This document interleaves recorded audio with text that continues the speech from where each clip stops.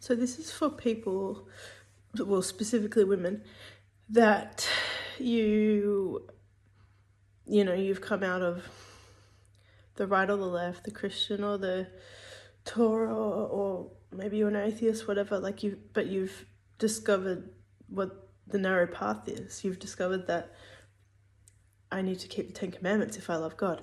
I need to stop doing pagan idolatry like Christmas and Easter. I need to keep the Sabbath day holy. I need to eat clean. I'm not going to eat pork anymore and bacon. Like, it says clearly in the Bible, these people will be destroyed by fire. I'm not going to do that. And you realize that the many called are the few that choose to step onto that narrow path. Like in Matthew 7,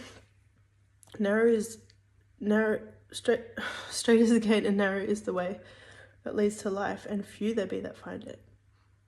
And you're like, I'm one of those few. Well, there are those people. They are the lost sheep of the house of Israel. And essentially, those people are the elect of God if they are doing what those servants are prophesied to be doing. If you are proclaiming the name of Yeshua and Jehovah, and you know that Jesus isn't God, and you know that Jesus is the false Christ, you know not to do what I said before, like actually keeping the 10 Commandments in spirit and in truth, and you're trying to teach others to do so. But you have to make sure you're on track with all of it. Otherwise, you're not walking in the way of the elect. The thing is, like, we're the elect are a body. They are the true church. It's a gathering of those true believers of the way, if you want to call it that. They're not in any denomination. They're just following Yeshua as a true servant of God. And I know it's hard because, and I've been like this my whole life. I've been a lone wolf. I'm trying to figure it out on my own. I'm, cautious to trust people, whatever it is. But, for one, if you're keeping Sabbath and, and you know that it's dawn to dawn, that's important. But part of Sabbath, the way we keep it, it's not just not buying and selling and, all the general stuff. It also says to gather on that day. So if you aren't doing all the things that you should be doing or not doing on the Sabbath day, then you are breaking the Sabbath. You're not keeping it completely in spirit and in truth. So you might have everything down, but you don't gather with other people on the narrow road for whatever reason. But you have to gather. And you have to gather with those people that are on the same road as you. And I know there's all different things happening for different people, but and I know you might be cautious. But you realize the servants of God are going to be hated like Yeshua. All sorts of things are going to be talked about them. They're going to be called a cult because it's so unheard of that people would actually obey God.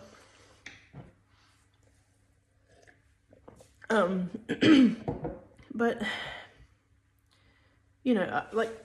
whatever your situation is, maybe, I know some people have sicknesses and family issues, whatever, even if you just put the Sabbath Zoom or even the live YouTube on in the background, even if you're sick in bed all day, at least you are there with those people. Even, I know they're online, so you're not physically with them, but you're there, you can hear what they're talking about. You're there with them in spirit. Because, in the end days, these elect people, they'll be scattered to the four corners and yet speaking often one to another. So we have this gift of technology of being able to speak to each other on the internet through our phones. And we'll go to Hebrews 10:25.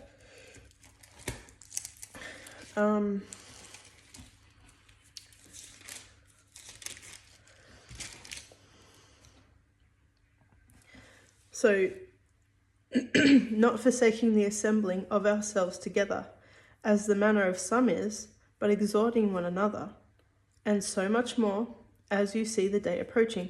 So you guys that are on the narrow road, but you're not joining the Sabbath gathering,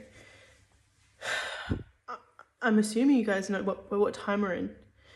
Maybe you've been following along with some of the teachings, I don't know. As the day approaches, we need to make sure we are seeing eye to eye, gathering, speaking often one to another. And sorry, I've got like food in my mouth. You don't have to come to every teaching. I would recommend coming to as many as you can to grow your knowledge, to be able to speak to people often.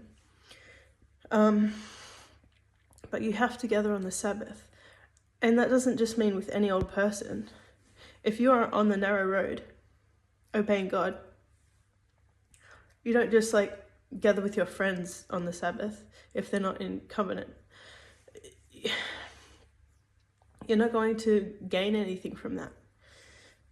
That's what, like, we have to gather with those other people on the narrow road so we can strengthen each other, exhort each other, help each other to understand.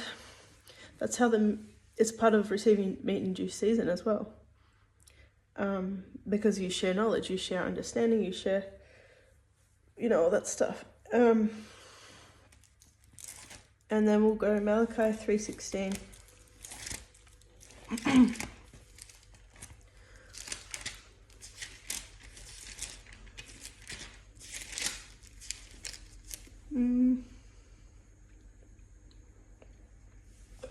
And they that feared Jehovah spake often one to another, and Jehovah hearkened and heard it, and a book of remembrance was written before him, for them that feared Jehovah and thought upon his name.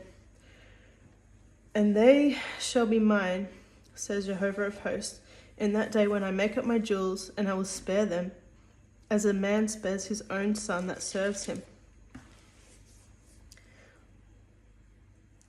And then it goes on to talk about those people returning to discern between the righteous and the wicked, so to bring judgment, which is when Yeshua comes back. So that's the 144,000, which that number is men, but women and children are unnumbered. They won't be coming back down, but the men will, to carry out judgment on the earth. But okay, so straight as the gate. I know there's a lot of shit being talked about them. Don't worry, when I was like waking up, I was like very cautious. I had people telling me it's a cult. I had that thought myself. I was like,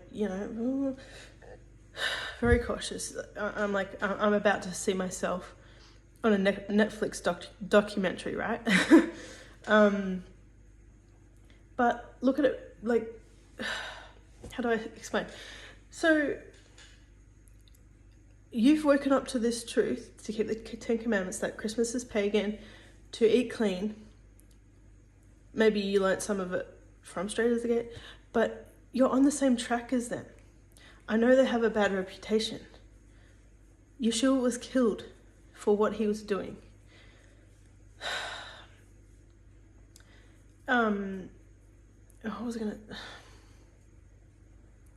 So if it lines up with everything you see to be true, lines up with all the scripture, and you check everything they preach with scripture,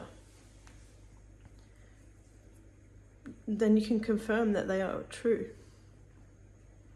I don't know, it's like, it's hard to even believe that this small group could be in the truth. When, to say it out loud, it sounds silly, like, these are the only people that know the truth. Well, they're the only people that I know that preach from what the Bible actually says, that actually understand the connections and the prophecy and speak about themes from the Bible that I have never heard in church, that doesn't get spoken about in church, like the key of David, what meat in due season is, how to watch, what the royal law is. I have never heard of these terms, and it's right there in the Bible.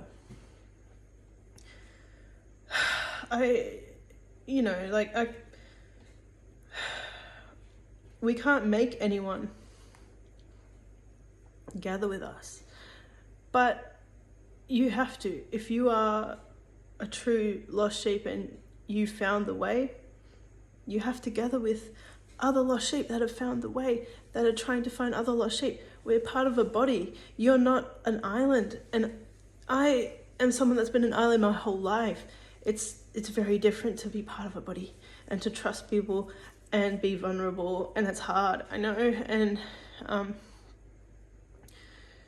but it's so beautiful. You have a family in the spirit, people from all countries, all different walks of life, and prophecy tells us we're going to be at variance with our own families. We're likely going to lose family members and friends, and be prepared to lose them for doing this work, for obeying God. That's what's going to happen. So you might have lost people because you start saying, hey guys, we need to keep the commandments. And they say they love God, but then they turn on you and say, oh, how dare you put me under the law, or whatever they're trying to say, because they don't understand, and they get defensive.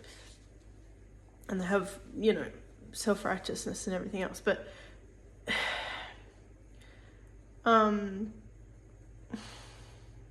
I keep losing my train of thought. But you gain this beautiful family.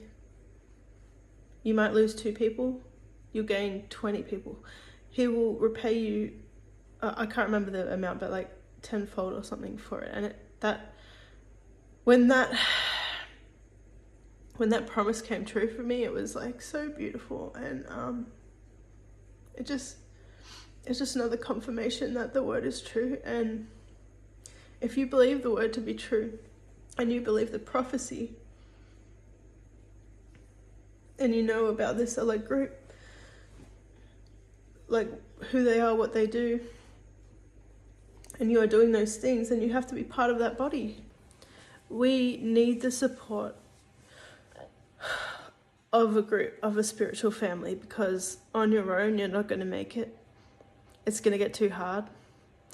I know that if I didn't have the support of this family, I'm pretty sure I definitely would have walked away very early on, because I was like, I'm pretty sure I think this is a cult, blah, blah, blah. Satan can attack you really easily when you're on your own. With speaking off from one to another, you can say, hey guys, I'm having this thought, this feeling, and they can be like, oh yeah, no, that's just condemnation, that's the enemy. They can help you see, because on your own it's like all this stuff is going on and it's hard to discern sometimes. But without that support,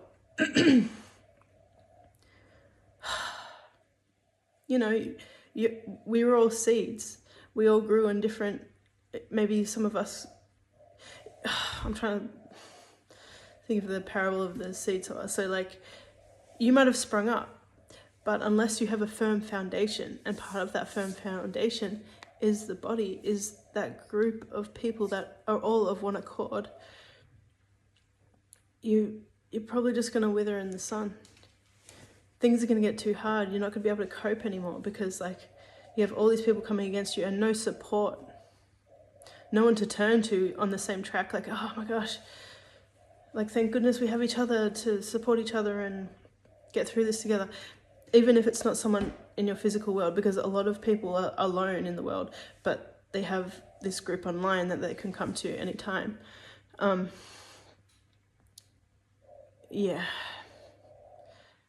It's just going to make it so easy for you to just fall away from all of it and just be to just give up and think it's too hard.